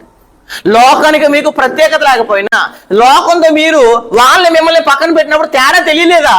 ఖచ్చితంగా మీకు దేవుడు తెలియదు. కానీ పైకి ఏం చెప్తారంటే దేవుడు తెలుసు అని చెప్తారంటే. ఆరిపోయిన బల్బులో ఒక బల్బు మనం వెలుగుదా అనుకుంటే, ఈ వెలిగే బల్బు అనేక మందిని వెలిగించేలా ఉండాలి తప్పించి ఈ చీకటి ఆరిపోయిన వాళ్ళతో మనం ఆరిపోయిన వాళ్ళలో ఉండకూడదండి. ఫిలిప్పీయులకు రాసిన పత్రిక. ప్రత్యేకత లేకపోతే కనుక మనకి దేవుడు ఖచ్చితంగా తెలియదు. 2వ అధ్యాయము 16వ వచనం. ఫిలిప్పీయులకు రాసిన పత్రిక 2వ అధ్యాయం 16వ వచనం. అటు జనం మధ్య మీరు జీవవాక్యం చేత పట్టుకుని లోకమందు జ్యోతుల వలె లోకంలో ఉన్న అన్ని ఆరిపోని, లోకంలో ఉన్న చాలా మంది ఆరిపోయిన వాళ్ళు ఉన్నారు, బ్రతుకు లేని వాళ్ళు ఉన్నారు, జీవితం లేని వాళ్ళు ఉన్నారు, ఆర్పేసుకుని బ్రతుకుతూ పాపంతో ఇంకా చీకటితో బ్రతికే వాళ్ళు ఉన్నారు. అలాంటి వారి మధ్య మీరు ఎలా కనపడాలంటే జ్యోతుల వలె కనపడాలి అని చెప్పేశాడు. కాబట్టి జ్యోతి ఏం చేస్తుంది? ప్రత్యేకంగా కనపడుతుంది. మనం చీకట్లో ఒక బల్బు వెలిగిస్తే ఎలా కనపడుతుంది? అంతా చీకటి, ఆ చోట ఒకటి ఏం కనపడుతుంది? వెలుగు కనపడుతుంది. అలాగే లోకంలో మనల్ని ఒకసారి నుంచే పెడితే కనుక, లోకంలో మనం అందరితో కలిసి వస్తే కనుక మనం ప్రత్యేకంగా కనపడాలి.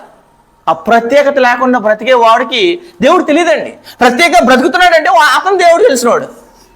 కానీ ప్రత్యేకత లేకుండా, అందుకని మీరు లోకమందు జ్యోతుల వల్లే కనబడుచున్నారు. అందువలన నేనేం చేయట్లేదంట, నేను వ్యర్థంగా పరిగెత్తలేదనియు, నేను పడిన కష్టం నిష్ప్రయోజనం కాలేదనియు క్రీస్తు దినమున నాకు వచ్చే కారణము కాలేదు. నేను ప్రయాసపడుతుంది, నేను ప్రత్యేకపడుతుంది, నేను అంత ఆసక్తితో పనిచేస్తుంది దేనికంటే మీరు లోకానికి మీకు ఎలా ఉండాలంటే ప్రత్యేకత ఉండాలి. లోకంలో ఆరిపోయిన బల్బుల మధ్య మీరు వెలిగే వరకు ఉండాలి. లోకంలో ఆరిపోయిన వారికి మీరు దీపంగా ఉండాలి. ఇలా లేరంటే కనుక ఖచ్చితంగా మీకు దేవుడు తెలియదు. కానీ పైకేదో ఏం చెప్తున్నారంటే దేవుడు తెలుసు అనేటట్టు చెప్తున్నారండి. కాబట్టి ఎంతమందికి దేవుడు తెలుసండి? చదువుతాం ఒకసారి. రోమపత్రిక 8వ అధ్యాయము 29వ వచనం. రోమపత్రిక 8వ అధ్యాయం 29వ వచనం. దేవుడు తెలుసాడంటే ఎలా ఉంటాం మనం? రోమపత్రిక 8వ అధ్యాయం 29వ వచనం. దేవుడు సంకల్పంలో మనల్ని పిలిచాడంటండి. అది చెప్పేశాడు. దేవుడు ప్రేమించే వారికి అనగా ఆయన సంకల్పం చొప్పున పిల్లబడిన వారికి మేలు కలుగుటకే సమస్తము సమకూడి జరుగుతున్నవని ఎరుగు. ఎందుకనగా తన కుమారుడు అనేక సహోదరుల్లో జ్యేష్ఠుడగినట్లు దేవుడు ఎవరిని అనలైజ్ చేసుకోండి. దేవుడు ఎవరిని ముందుగా ఎరిగినో. దేవుడు నిజంగా మనం ముందుగా ఎరిగితే కనుక మనం ఎలా ఉంటున్నాం? కాబట్టి దేవుడు కూడా మనం ముందుగా ఎరుగుతున్నాడు. మరి ముందుగా ఎరిగిన వారు ఎలా ఉన్నారు? అక్కడ చెప్పేశాడు.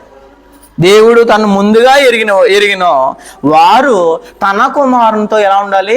సారూప్యము గలవారొకటకు వారిని ముందుగా ఏం చేశాడు? నిర్ణయించెను. అంటే దేవుడు వాళ్ళని పిలిచింది, దేవుడు మనల్ని రక్షించింది, క్రీస్తు సంఘంలో చేర్చింది దేని కొరకంటే యేసుక్రీస్తు వారు ఎలా ఉన్నారో మనం అలా ఉంటాం. యేసుక్రీస్తు వారితో అసలు పోల్చుకుంటే కనుక ఆయన ఎలా ఉంటే మనం ఇంకా ఎలా ఉంటాం.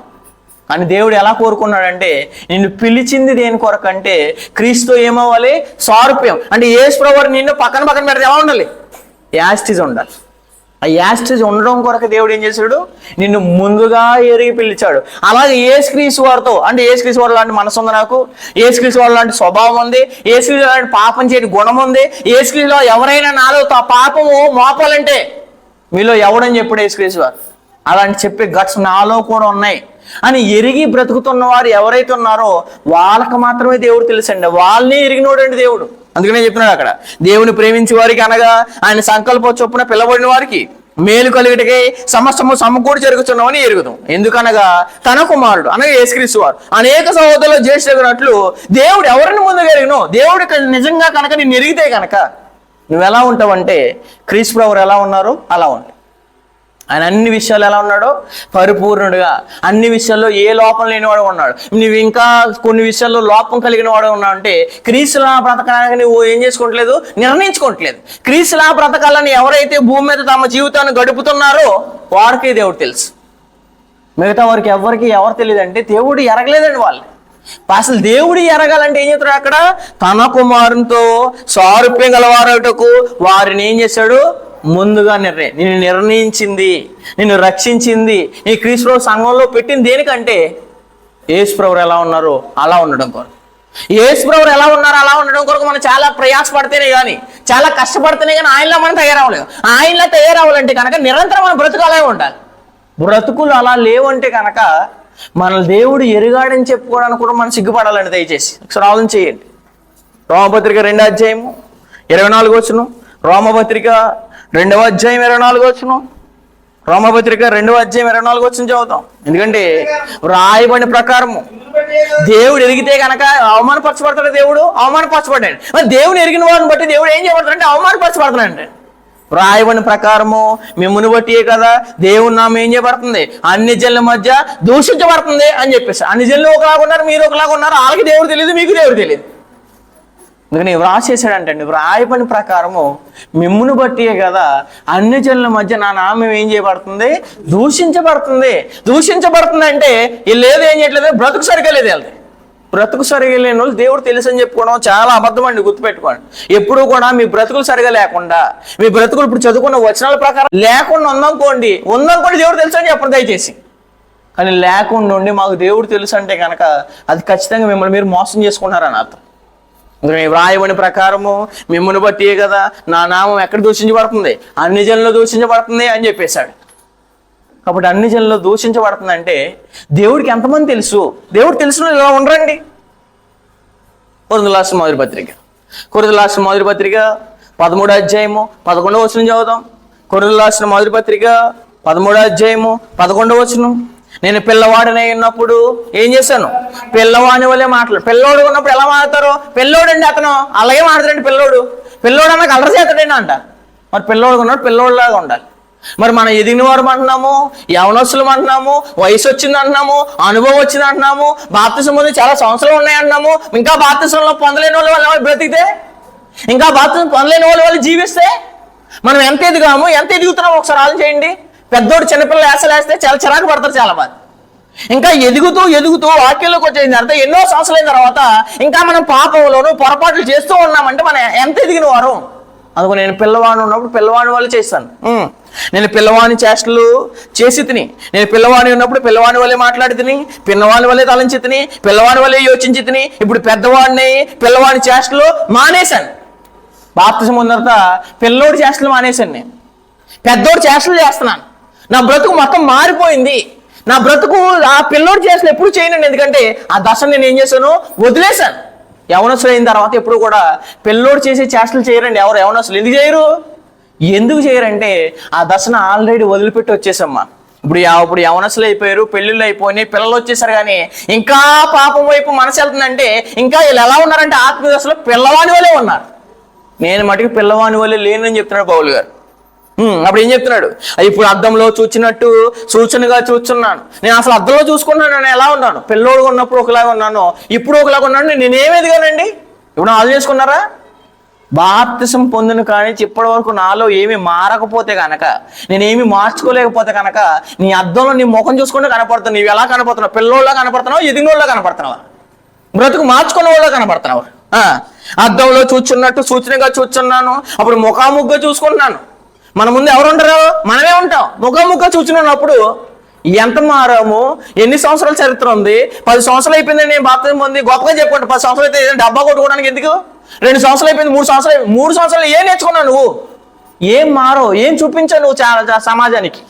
ముఖాముఖిగా చూతుము. ఇప్పుడు కొంత మట్టిగా ఎరిగి ఉన్నాను, అప్పుడు నేను పూర్తిగా ఎరగబడిన ప్రకారము పూర్తిగా ఎరుగుదును అని చెప్పేశాడు. నిజంగా ఎరిగితే కనుక పూర్తిగా ఉంటానని చెప్తున్నాడు చూడండి ఆయన.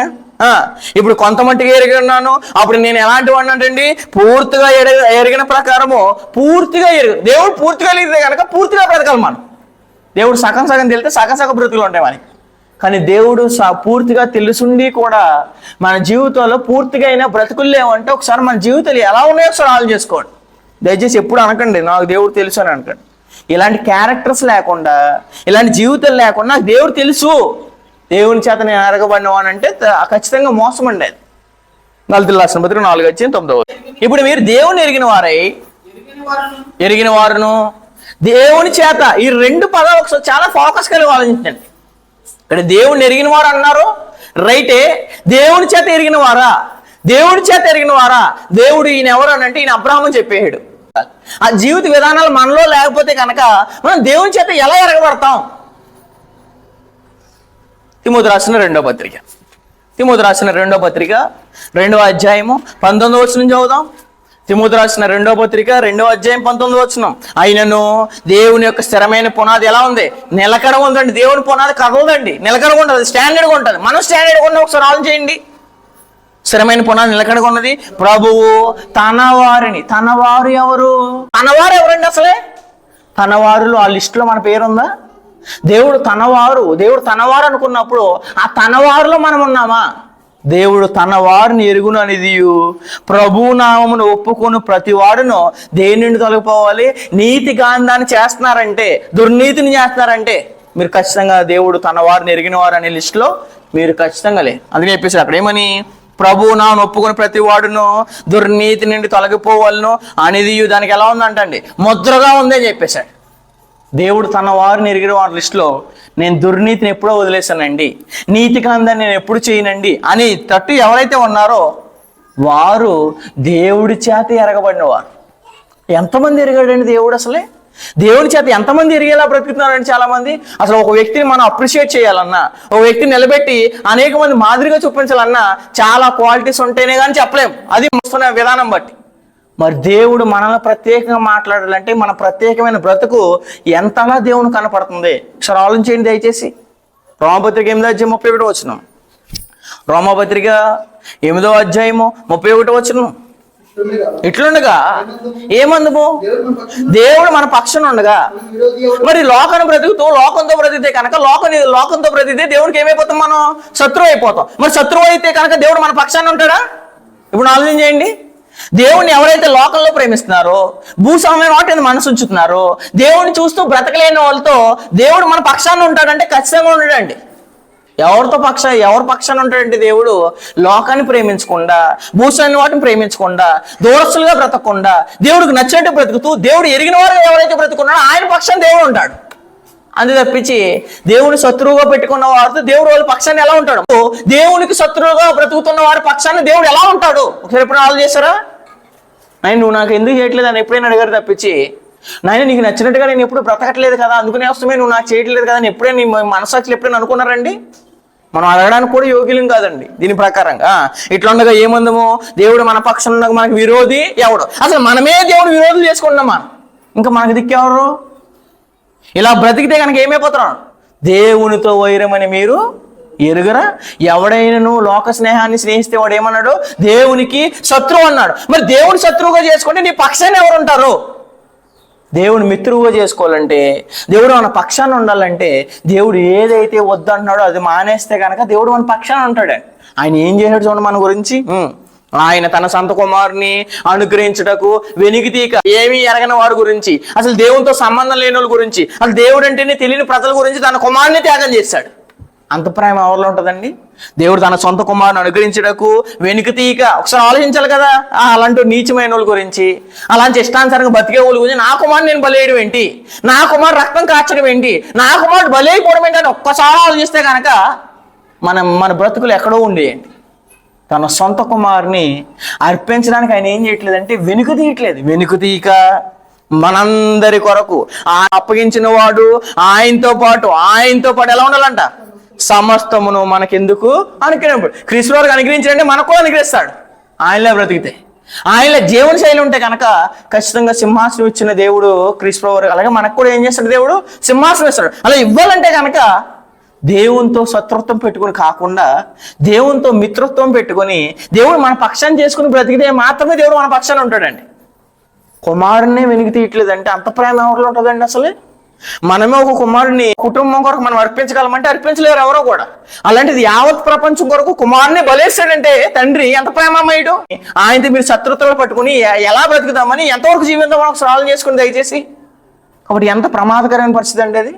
భూస్వామ్యం వాటి మనసు ఉంచుతూ లోకాన్ని ప్రేమిస్తూ ఉంటే కనుక దేవుడితో మనం శత్రుత్వం చేసినట్టు, దేవుడు ఆ ఆపోజిట్ ఉంటే మన యువతలో ఉన్నట్టు. ఆయనతో యుద్ధం చేస్తే మనం ఖచ్చితంగా ఓడిపోతాం, గుర్తుపెట్టుకోండి. ఆయనతో యుద్ధం అంటే సామాన్యమైన పని కాదు అది. ఆయన కన్నెర్ర చేస్తే ప్రకృతి కదిలిపోద్ది. అలాంటి నువ్వు ఆ ప్రకృతిలో ఉన్న చిన్న నలక అంటూ వాడు మరి దేవునితో శత్రుత్వం పెట్టుకుని ఎలా కొనసాగించవాలో నీ జీవితాన్ని ఒకసారి ఆలోచన చేసుకో దయచేసి. చదువుతాం ఒకసారి హెబ్రీ పత్రిక 11వ అధ్యాయం, హెబ్రీ పత్రిక 11వ అధ్యాయం 13వ వచనం. హెబ్రీ పత్రిక 11వ అధ్యాయం 13వ వచనం చదువుతాం. అసలు దేవుని ఎరిగిన వారి యొక్క జీవన శైలి ఎలా ఉంటుంది చూడండి. అక్కడ చెప్పేశాడు, వీరందరూ ఆ వాగ్దాన ఫలం అనుభవింపకపోయినను దూరం నుండి చూచి వందనము చేసి తాము భూమి మీద, మేము అసలు భూమి మీద ఎవరమంటే ఈ మనసు ఎక్కడ పెట్టాం, వీటి గురించి బ్రతకం, వీటి గురించి జీవించాం, మా మనసు అంతా పరదేశం, మా దేశం ఇది కాదు. మరి దేశం ఇది కానప్పుడు ఎక్కడ ఎందుకు ఉంటుంది మనసు? నీకు ఎప్పుడు మనసు ఎక్కడే ఉంటుందంటే నీకు ఇదే దేశం అనుకుంటున్నాను. నువ్వు ఎప్పుడు ఇక్కడే యాత్ర చేస్తున్నా, ఇదే లోకము, ఇక్కడే ప్రయాణం చేయలేము అనుకుంటున్నాను. అక్కడి నుండి ఇక్కడ ప్రయాణం చేయడానికి వచ్చావు అని అనుకోవట్లేదు. మేము భూమి మీద అంటే వాళ్ళు ఇంకా ఫలం పొందకపోయినా ఎలా అనుకున్నారంటండి, వారు తాము భూమి మీద పరదేశులము యాత్రికులమై ఉన్నామని ఒప్పుకొని విశ్వాసం గలవారేమైపోయారు, మృతి పొందారు. తమ జీవితం అంతా మా దేశం ఇది కాదన్నాడు బ్రతిక, మా లోకం ఇది కాదన్నాడు. మేము ప్రయాణం చేయడానికి వచ్చాం, ప్రయాణాన్ని ముగించుకుని వెళ్ళిపోతున్నాం అనేటట్టే బ్రతికే తప్పించి ఈ లోకమే నాది, ఈ లోకమే సర్వము, ఈ లోకం లేకపోతే నేను ఉండలేను అనేటట్టు ఇప్పుడు కూడా బ్రతకలేదండి వాళ్ళు. ఇలాంటి వారు దేవుని తెలిసిన వాళ్ళు. ఇలాగ చెప్పువారు తమ స్వదేశం మన దేశం ఇది కాదండి, స్వదేశమును వెతుకుచున్నామని విశుద్ధపరుచున్నారు కారా. వారు ఏ దేశం నుండి వచ్చారో ఆ దేశము జ్ఞాపకం అందించుకున్నట్ల మరలా వెళ్ళుటకు వారికి వీలుగు. ఎప్పుడైతే లోకంలో తప్పులు, లోకంలో పాపాలు చేసామనుకో మనం ఏం మర్చిపోతున్నాం అని అర్థం? పరలోకాన్ని మర్చిపోతాం. పరలోకం మర్చిపోయినోడే పాపాలు చేస్తాడు. పరలోకమే ధ్యాస ఉన్నవాడు పాపం చేయడానికి కూడా కష్టపడిపోతాడు. ఎందుకంటే అది చాలా భయంకరమైన హేయమైన క్రియ కాబట్టి. నేను దేవుని ఆజ్ఞలకి ఎలా వ్యతిరేకంగా ఉందని అన్నాడే యేసేపు గారు. ఎందుకంటే ఆయన ఎప్పుడు బ్రతికేటప్పుడు ఏం చూసుకున్నాడు అంటే అదే చూసుకున్నాడు కాబట్టి ఈ లోకంలో చేయాలనే ఆలోచన కూడా ఎప్పుడు రాలేదండి ఆయనకి. పాపం చేసే అవకాశం ఉంది యేసేపు గారికి అని చెప్పేసి అక్కడ ఏమని, అయితే శ్రేష్టమైన దేశమును అనగా పరలోక సంబంధమైన దేశమును కోరుచున్నారు. అందుచేత తాను వారి దేవుడు నన్ను అనిపించుకోవడానికి ఏం పాటో సిగ్గు. ఈ నా కుమారుడు ఏంటంటే అంటాడు ఎవరో తండ్రి సరిగ్గా బ్రతకపోతే. ఈమె నా కుమార్తె ఏంటండి, ఈ అమ్మాయి సరిగ్గా బ్రతకదు, సరిగ్గా జీవించదు, సరిగ్గా మాట్లాడదు, ఈమె నా కూతురు ఏంటంటే అంటారు తల్లిదండ్రే ఇలా అన్నప్పుడు పరలోకం అందిన దేవుడు నిజంగా నా కుమారులు కాదు అనేటట్టుగా మనం ఉన్నామండి. దయచేసి అక్కడ చూడండి ఏమన్నాడు చూడండి, పరలోక సమయం దేశం కోరుచున్నారు. అందుచేత తాను వారి దేవుని అనిపించుకుంటకు దేవుని వారిని గురించి సిగ్గుపడక ఏలనగా ఆయన వారి కొరకు ఏం చేశాడు, ఒక పట్టణము సిద్ధపరిచి ఉన్నాడు అని చెప్పేశాడు. దేవుని ఎరిగితే కనుక సిగ్గుపడేలా మనం బ్రతకం. సిగ్గుపడేలా ఎవరైతే బ్రతకట్లేదో దేవుడు సిగ్గుపడ్డాడు, దేవుడు మన పేరు చెప్పుకోవడానికి కూడా సిగ్గుపడతాడు అనుకోండి, ఖచ్చితంగా పరలోకాన్ని కోల్పోతాం. కానీ దేవుడు సిగ్గుపడకుండా బ్రతుకుతున్నాడంటే కనుక ఖచ్చితంగా మనకు దేవుడు తెలుసు. ఎందుకంటే మన కన్న తండ్రిని మనం ఏం చెయ్యం, బాధ పెట్టాం. మన కన్న తండ్రి మనం బాధ పెడతాం. ఇక్కడ 60-70 సంవత్సరాలు జీవిస్తున్నామంటే కనుక ఎంత దౌర్భాగ్యకరమైన పరిస్థితుల్లోకి వెళ్ళిపోతాం ఒకసారి ఆలోచించేయండి దయచేసి. ఎందుకంటే దేవుడు తెలుసు అంటే ఏం చేస్తారు మీరు? యోహాను రాసిన మొదటి పత్రిక 2వ అధ్యాయం 2వ వచనం. యోహాను రాసిన మొదటి పత్రిక జీవన శైలి మారిపోవాలండి. ఎందుకంటే వారధి వీధి వేరేగా ఉంది. 2వ అధ్యాయం 2వ వచనం, 3వ వచనం చదువుదాం. యోహాను రాసిన మొదటి పత్రిక 2వ అధ్యాయం 3వ వచనం. మరియు మనం ఆయన ఆజ్ఞలను గైకొని ఎడల దీని వలన ఎప్పుడు ఆజ్ఞలు గైకోము, క్రొత్తలను ఆజ్ఞలు గైకోము, క్రొత్తలను ఆజ్ఞలు పట్టించుకోము. మనం ఏదో వింటాం, రాసుకుంటూ వెళ్ళిపోతాం, అది ఉపయోగం ఉండదండి. దేవుణ్ణి ఎరగామంటే కనుక ఆయన ఆజ్ఞలు గైకోనలా చెప్తున్నాడు. మరియు మన ఆయన ఆజ్ఞలు గైకొని ఎడల దీని వల్లనే ఆయన ఏమై ఉన్నామంట, ఎరిగి ఉన్నామని చెప్పాలి. క్రొత్తలో ఏదైతే వచనం ఉందో, క్రొత్తలో వచనంలో ఉన్న ప్రతి దాన్ని నాకు ఏదైతే రాయబడిందో ప్రతి వచనాన్ని నేను పాటిస్తున్నాను అనేవాడే దేవుని ఎరిగినవాడు. పాటించినవాడు ఎవరు దేవుని ఎరిగినవాడు కాదు. అందుకనే ఆయన ఎరిగి ఉన్నామని తెలుసుకుందాము, ఆయన ఎరిగి ఉన్నామని చెప్పుకొనుచు. ఎలా ఉన్నారంటే 4వ వచనంలో చెప్తున్నాడు చూడండి, ఆయనని ఎరిగి ఉన్నామని చెప్పుకొనుచు ఆయన ఆజ్ఞలను గైకొన్నవాడు ఎవరో. స్టార్టింగ్ నుంచి చెప్తున్నాను, నిజంగా దేవుడు తెలుసని చెప్పుకోండి. ఎందుకంటే మీరు అబద్ధికులు అన్నాను, నేను అబద్ధం ఆడుతున్నాను, అది నిజమేనండి. చెప్పేసాడు చూడండి అక్కడ, ఆయన ఎరిగి ఉన్నామని చెప్పుకొనొచ్చు ఆయన ఆజ్ఞలను గైకొన్నవాడు అబద్ధికుడు, వాన్ లేదు, సత్యం లేదు, మోసకరంగా మాట్లాడుతున్నారు చాలా మంది, అబద్ధాలు మాట్లాడుతున్నారు. ఎందుకంటే బ్రతుకోమో ఒకటి, జీవితమో ఒకటి, జీవన శైలం ఒకటి, పైకోమో దేవుడు తెలుసు అని చెప్తున్నారు. ఇలాంటి వాడు దేవుడు తెలియదండి. ఆయన ఆజ్ఞలను గైకొన్నవాడు అబద్ధికుడు, వాణిలో ఏం లేదంటే సత్యం లేదు. దేవునితో శత్రుత్వం పెట్టుకొని మనం ఏమి సాధించలేమని గుర్తుపెట్టుకోండి. దేవుని ఎరగపోతే ప్రమాదమే తప్పించి దేవుని ఎరిగితే మనకి ఏదన్నా ఉంటుంది. కానీ శ్వాసము దేవుని ఎరగకుండా మన జీవితంలో బ్రతకమా చాలా ప్రమాదకరమైన పరిస్థితుల్లోకి వెళ్ళిపోతాం. మనం అలా వెళ్ళకూడదంటే ఏం తెలుసు మనకి? కొరింథీయుల రాసిన మొదటి పత్రిక 8వ అధ్యాయము 3వ వచనం చదువుదాం. కొరింథీయుల రాసిన మొదటి పత్రిక 8వ అధ్యాయం 3వ వచనం. అసలు దేవుని ఎరిగిన వాళ్ళు ఎలా ఉంటారండి? ఎలా పడితే అలా ఉండరు. 8వ అధ్యాయం 3వ వచనం. ఒకడు దేవుని ప్రేమించిన ఎడలా అతడు దేవుణ్ణి ఏం చేసిన వాడు, ఎరుకైన వాడే అని చెప్పేశాడు. దేవుణ్ణి ఏమన్నాడు ఇక్కడ?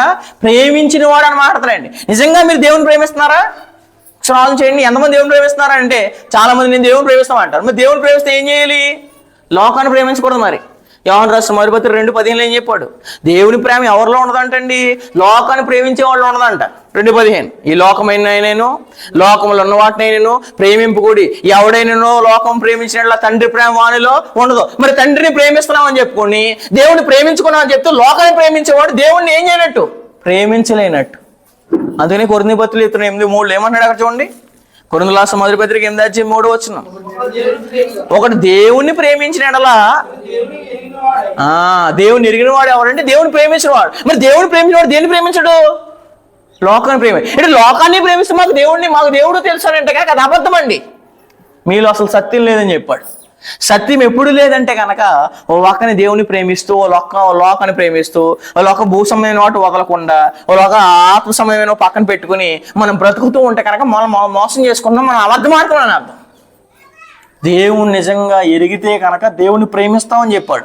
దేవుని ప్రేమించిన వాడు లోకాన్ని ప్రేమించడు కదా. ఇటు లోకాన్ని ప్రేమిస్తాడు, దేవుని ప్రేమించడు, ఇది మోసం కదా. ఖచ్చితంగా ఆలోచించండి. ఎందుకంటే దేవుని చేత ఎరగబడ్డామా, దేవుని ఎరిగిన వారమా? మొదటి ప్రశ్న వేసుకోండి. దేవుని చేత ఎరగబడ్డామా? అది రెండోది. ఆ రెండు కనుక మనకు ఖచ్చితంగా ఉంటే కనుక అప్పుడు మనం ప్రతిదండనకి వెళ్ళమండి. అందులో ఇప్పుడు చూడండి, గళితీయుల రాసిన పత్రిక 4వ అధ్యాయం 9వ వచనం. గళితీయుల రాసిన పత్రిక 4వ అధ్యాయము 9వ వచనం. గత కాలంలో ఇది మనకు దేవుడు తెలియదంటే దేవుడు వదిలేస్తాడండి. కానీ తెలుసుకున్న తర్వాత దేవుడిని ఎంతగా తెలుసుకున్నావు నువ్వు? 9వ వచనంలో, ఆ కాలం అందు అయితే మీరు దేవుని ఎరిగిన వారే నిజమునకు దేవుడు కానివారు దాసులు అంటారు. కానీ ఇప్పుడు మీరు దేవుని ఎరిగిన వారు, మరీ విశేషంగా దేవుని చేత ఎరగబడిన వారు. దేవుని ఎరిగిన వారు ఏమి ఉండాలి? 2, దేవుని చేత ఎరగబడిన వారు ఉండాలి. అలాంటిదప్పుడే మనకేమొస్తుంది? మొదటి వచనంలో చెప్పన్నది ఏమని? యోహాను రాసిన మొదటి పత్రిక. కాబట్టి క్రీస్తు ప్రభువు వచ్చిందే దేనికంటే దాని గురించి ఏంటంటే, యోహాను రాసిన మొదటి పత్రిక 5:20 వచనం, మనము సత్యవంతుడైన వానిని ఎరగవల్లని దేవుని కుమారుడు వచ్చి మనకేం చేస్తున్నాడు? వివేకం అనుగ్రహించి ఉన్నాడు. అసలు యేసుక్రీస్తు వారు భూమి మీదకి వచ్చింది సత్యవంతుడైన వాడిని ఏం చేయాలి? ఎరగాలి. ఎరిగితే ఏంటిదంటండి చెప్పేశాడు. ఆయన్నే కాదు ఇంకోటి ఎరగాలంటండి. మనము సత్యవంతుడైన వాడిని ఎరగవాలని దేవుని కుమారుడు వచ్చి మనకు వివేకాన్ని అనుగ్రహించాలని ఎరగదాం. మనము దేవుని కుమారుడైన యేసుక్రీస్తు నందు ఉన్న వారమై సత్యవంతుడు. అంటే ఎవరెవరైంది ఉన్నాం? నేను తండ్రి ఎందు ఉన్నామని చెప్తే అది అబద్ధం. మరి దేవుని ప్రేమిస్తే ఎవరైంది ఉన్నట్టు? క్రీస్తు ప్రభువు వారు ఎందుకు ఉన్నట్టు. దేవుని అర్థం చేసుకుంటే ఎవరిని అర్థం చేసుకున్నట్టు? క్రీస్తు ప్రభువును కూడా పూర్తిగా అర్థం చేసుకున్నాడు. దేవుని బాగా ప్రేమిస్తే ఎవరిని ప్రేమించినట్టు? క్రీస్తు ప్రభువును కూడా ప్రేమించినట్టు. అందుకని అక్కడ చెప్పేశాడు, మనము దేవుని కుమారుడైన యేసుక్రీస్తు నందు ఉన్న వారమై, ఆయన ఎందుండి ఈయన ఎందున్నాం. నేను ఆయన ఎందే ఉన్నానంటే అది అబద్ధం అండి. ఆయన ఎందున్న వారమై సత్యవంతుని ఎందున్నాం. ఆయనే ఎవరో? తండ్రి అయిన దేవుడు ఏమై ఉన్నాడు? నిజమైన దేవుడును నిత్యజీవం. యేసుక్రీస్తు వారు కూడా ఎవరో? నిత్యజీవం. కాబట్టి తండ్రి అయిన దేవుడు ఎందు ఉండాలి, అలాగే కుమారుని ఎందు ఉండాలి. ఇద్దరు ఎందు ఉంటే ఏం చెప్పేశాడు? ఆయన అనగా ఎవరంటే తండ్రి అయిన దేవుడు. ఆయన నిజమైన దేవుడును ఏమై ఉన్నాడు? నిత్యజీవం. అంటే దేవుని ఎరిగితే ఏంటంటే ప్రయోజనం ఏంటి? నిత్యజీవం. మరి దేవుని ఎరగపోతే ఏంటి ప్రయోజనం? తెస్సలోనికీయులకు రాసిన 2వ పత్రిక. దేవుణ్ణి ఎరగపోతే ప్రయోజనం, దేవుణ్ణి ఎరిగితే నిత్యజీవం అని చెప్పాడు. కానీ దేవుణ్ణి ఎరగపోతే పరిస్థితి తారుమారైపోతుంది. చూడండి, ఈనాడు దేవుణ్ణి ఎరగని వారే చాలా మంది ఉన్నారు. 1:6 వచనం, ప్రభు అయిన యేసు తాను ప్రభావం కనపరిచే దూతలతో కూడా పరలోకం అగ్నిజ్వాలలో ప్రత్యక్షమై దేవుణ్ణి ఎరగని వారికి అండలం చేసుకోండి. మీ జీవితంలో ఒకసారి లెసన్ కంప్లీట్గా సీరియస్గా ఆలోచించండి దయచేసి. దేవునితో శత్రుత్వం పెట్టుకుని, దేవుని వ్యతిరేకంగా చేసుకుని, దేవుని ఇష్టపడిన కార్యక్రమాలు చేస్తూ ఈ దేశం మందలా బ్రతుకుతో కనుక ఖచ్చితంగా దేవుని ఎరగని వారిలో ఇష్టంలోకి వెళ్ళిపోతారు. మీరు దేవుని ఎరగని వారికి, మన ప్రభు అయిన యేసుక్రీస్తు వార్తకు లోబడిన వారికి ఏముంది? గిఫ్ట్ ఏం లేదు. యేసుక్రీస్తు గురించి తెలియపోయినా, దేవుణ్ణి ఎరగకపోయినా ఏంటంటే వారికి ప్రతిదండన, శిక్ష అని చెప్పేశాడు. నేను పంపితే వచ్చావు నువ్వు భూలోకానికి. నేను పంపితే వచ్చినప్పుడు నన్నే ఎరగపోతే నీకు పరలోకం ఎందుకు ఇస్తాడండి దేవుడు? అంతే కదా, మనల్ని ఎవరు పంపారో వాళ్ళు పని చేయాలి మనం. అలాగే మనం భూలోకానికి వచ్చిన తర్వాత మనము భూలోకంలో సరిగా బ్రతుకుతున్నామంటే, సరిగా జీవిస్తున్నామంటే దేవుణ్ణి కంప్లీట్గా ఎరిగిన వారు. దేవుణ్ణి కంప్లీట్గా ఎరిగిన వారు అంటే కనుక మనకి ప్రతిదండన జరగదు. ప్రతిదండన జరుగుతుందంటే ఏంటి అర్థం? కన్ను మూసిన తర్వాత ఎవరైనా ప్రతిదండనలోకి వెళ్ళారంటే వారు భూమి మీద ఎలా బ్రతకారంటే దేవుణ్ణి ఎరగని వారుగా, దేవుని చేత ఎరగబడిన వారుగా బ్రతికారు. కాబట్టి అలా బ్రతకడం వల్ల మీకు ఏ ఉపయోగం లేదు. కాబట్టి దేవుణ్ణి ఎరిగి నిత్యజీవం తెచ్చుకుంటారా, దేవుణ్ణి ఎరగకుండా ప్రతిదండం తెచ్చుకుంటారా, మీకు వదిలేస్తాను.